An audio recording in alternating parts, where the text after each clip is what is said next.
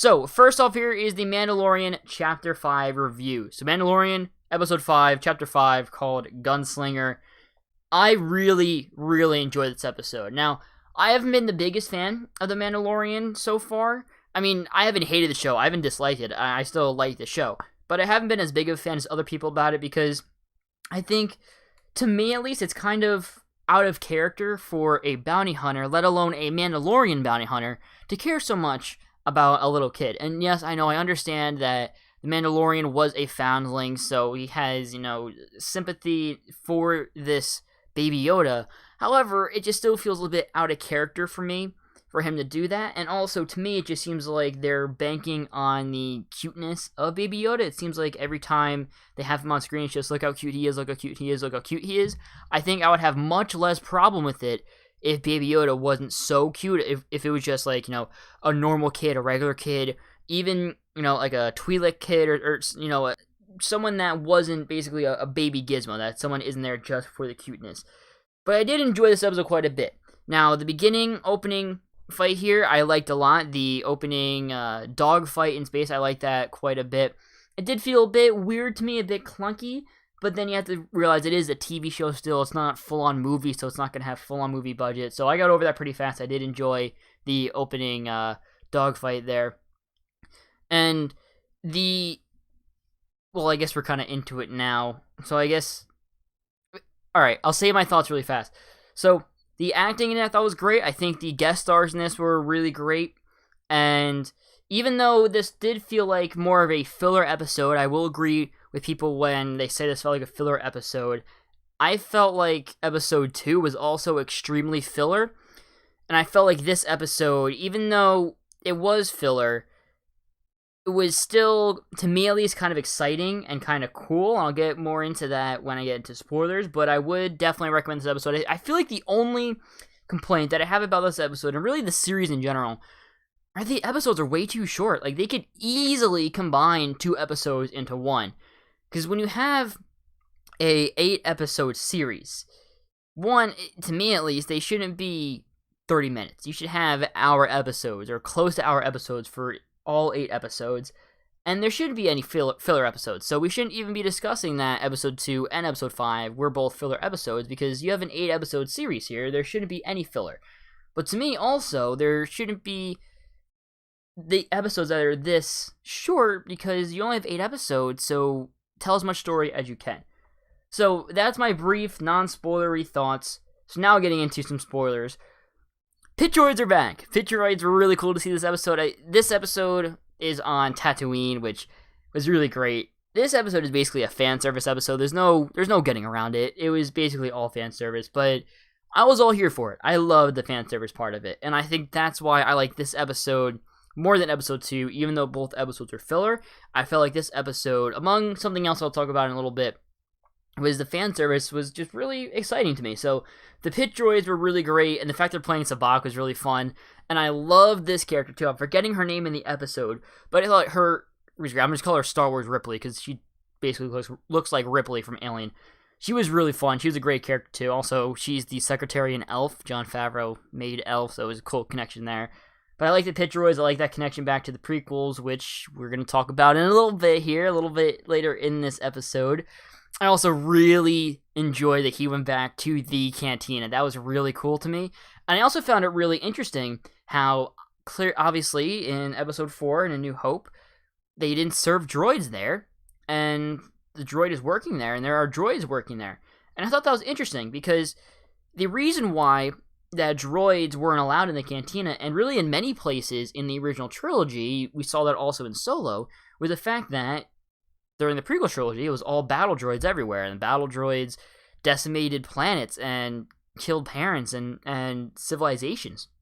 So once the Separatists were gone, a lot of people didn't like droids and didn't want droids around their businesses. But now, since this is pre-Empire, pre-Return of the Jedi, or post-Empire, post-Return of the Jedi, it makes more sense that droids would be allowed in more places and specifically working here. I also like that this specific model of droid, I'm blanking on the model, I used to know it. I'm blanking on the model, but this specific model of droid is in Return of the Jedi at Jabba's palace. He's the one in the droid torture chamber that he talks to 3PO. That was really neat. It was really cool to see the cantina back. And this new character, too, I'm forgetting his name. Not really not a fantastic character, not a memorable character, clearly, since I can't remember his name. He was a fun little character, though. But the Tusken Raiders, this whole scene with the Tusken Raiders wasn't really necessary. Like, I'm watching it and I'm like, all right, what does this have to do with anything? Why is this necessary? Why is this important? It wasn't. It really did nothing to move the episode along.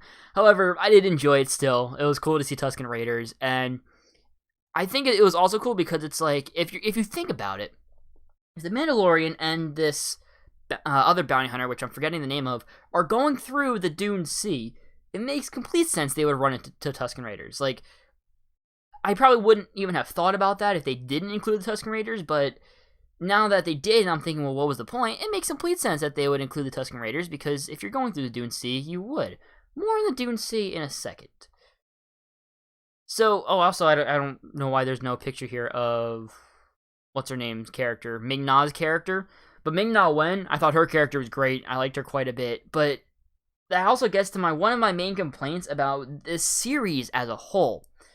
The fact that they are underusing talent so much. Episode 1, you have IG-11. He's a great character. He was so cool. Voiced by Taika Waititi. Dead. Then you have Nick Nolte. He's gone after episode 2. Episode 3, you have... was there somebody episode 3? I can't remember episode 3. But episode 4, you have Gina Carano. She was fantastic. She's gone. Now you have Ming-Na Wen, who's also incredible. She's dead within 2 minutes. And we're getting closer and closer to the end of the season. We know that Giancarlo Esposito is going to be in this season as Moff Gideon, who I'll talk about in a second here as well. Are you just going to waste him too? Giancarlo Esposito is one of, in my opinion, the best actors working right now. And they're going to waste him too, it seems like. Waste is a strong word. Underused. I'll use the word underused. That word makes more sense here. They are underusing a lot of great talent and a lot of great characters. And I was so excited to see Ming-Na Wen in Star Wars in this series, and we barely get to see her. So that was a bit disappointing to me. However, I want to talk about these boots here. Who is this mysterious character? In my mind, there are only 2 answers. One answer, the first answer, that is just Moff Gideon. It's Giancarlo Esposito's character. As you can see, he also has a cape. He was, I believe, an ex-Death Trooper. He's like a leader of the Death Troopers, so maybe that's what's making that clanking noise when he's walking. And like I said, we do know he's going to come up very soon in this series, somewhere down the line in the next 3 episodes. 3 episodes. So it's very possible that this could be him. However, I feel like there is an answer that would be more exciting. I don't know how more realistic it'll be. I don't know if it's the better answer. It's the one that's going to happen. But it's Boba Fett. For multiple reasons. One, because in Empire Strikes Back, when Boba Fett is walking into the room where everybody eats together, it makes the same kind of cowboy boot sound. So check that off the list. Number 2, he does wear a sort of cape. However, we must acknowledge that his armor was actually given and sold off to somebody else. Now, I don't know exactly who. I did not read that book that was addressed in, but I did read online that his armor no longer belongs to him. We also don't know 100% if he did survive the Sarlacc pit, but I would assume if his armor did, most likely he did as well. Number 3, the Dune Sea is where the Sarlacc is, I believe. So, if he's going to get out of the Sarlacc pit, then it would make sense he would be walking around the Dune Sea, or at least staying on Mos Eisley, staying on Tatooine. So he would probably have a tracking fob too. He would probably have a bounty, and he would go after Fenric, I think her name was. So it would make sense why he would be there. He was just there later than the Mandalorian was. Number 4, Dave Filoni, I believe, loves Boba Fett. Clone Wars had a very later in the Clone Wars had a decently strong Boba Fett presence. And Dave Filoni did work very closely with Jon Favreau on the series. Dave Filoni also happened to write and direct this episode. Not only direct, he also wrote this episode. So I think if anybody's going to bring back Boba Fett, it would be Dave Filoni. So, is the boot character Boba Fett? Well, I think it's a fun example and a fun character to think about and to talk about. Could this be Boba Fett? I think there is definitely a chance it is Boba Fett. We do have to remember, though, that his armor did get sold away and did get sold to another bounty hunter, so it's possible it's just that other bounty hunter. However, maybe Boba Fett found the bounty hunter, killed him, and got his armor back. That's possible, too. And we gotta remember that it is possible that, one, Boba Fett is dead, and two, it could just be Moff Gideon. Something I do want to talk about, though, something I do want to address, is Dave Filoni writing and directing this episode. Dave Filoni also directed the first episode of this series. I thought the first episode of the series was the greatest thing to come out of Star Wars since Return of the Jedi. I love that first episode so much. And then this episode, episode 5, is my second favorite episode of the season. And what this episode shows me, not only is Dave Filoni great at making live-action Star Wars, shows me that he knows Star Wars more than anybody. You gotta remember, Dave Filoni trained directly under George Lucas. So, if you want to think of it, George Lucas is Obi-Wan Kenobi. Dave Filoni is Anakin Skywalker. Now, George Lucas left. So, this goes back to the line in A New Hope. When I left you, I was but the learner, now I am the master. I feel like that Dave Filoni is the master. Now, I'm a huge fan of Kathleen Kennedy. I'll talk about this again in a little bit. So, I don't necessarily want her to leave.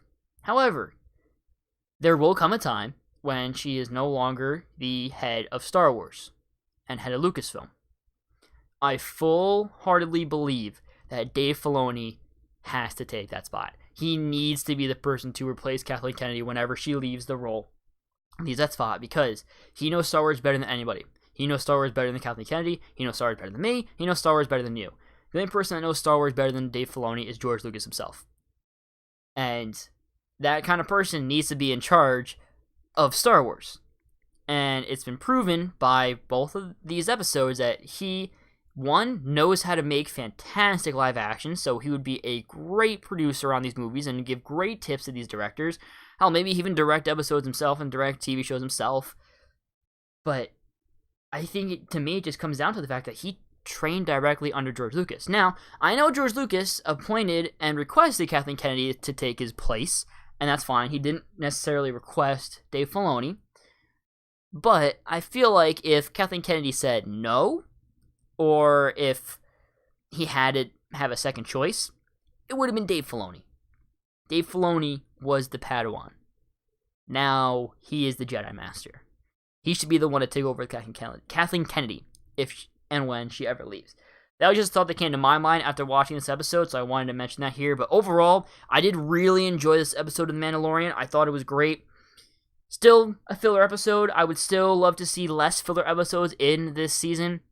I did enjoy the fact that this was more of just them going on a bounty and tracking down a bounty and less of a, oh look, it's Baby Yoda episode. I think that's why I love the first episode so much, because it was more just about them going through a bounty and tracking down their bounty.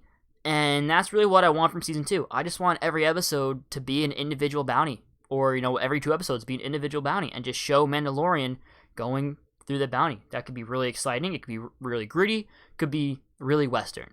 So I really enjoyed this episode. What do you think about it? Did you like it? Did you not like it? And why? And who do you think is the character in the boots? I'll probably make a full episode, a full segment talking about who I think the character is in the boots. Let me know in the comment section down below.